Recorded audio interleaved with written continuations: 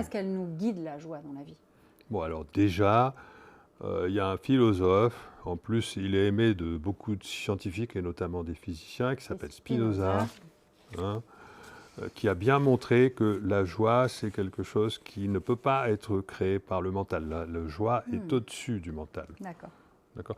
Il y a les émotions positives, la joie, l'amour.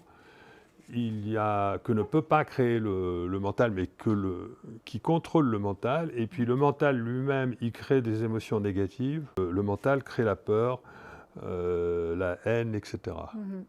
Mais la joie et l'amour Ce sont des émotions contrôlent supérieures. le mental, et le mental, lui, il crée par conditionnement. Voilà. Et puis il y a pas mal d'autres philosophes qui sont là-dessus. Et bon, quand on comprend que l'univers n'est pas matériel, qu'il est mental, etc., qu'il est construit par la conscience, on en déduit très vite que la joie, c'est l'énergie fondamentale de l'univers. C'est-à-dire que c'est l'énergie du qui. C'est l'énergie du vide.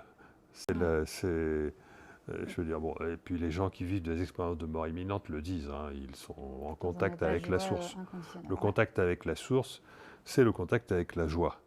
C'est une véritable énergie non physique.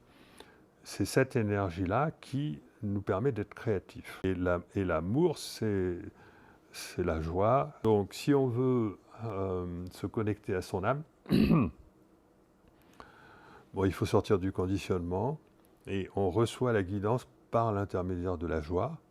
Parce que notre âme, elle vit dans une densité où elle vit dans la joie, hein. Et là, votre demande va être bien reçue.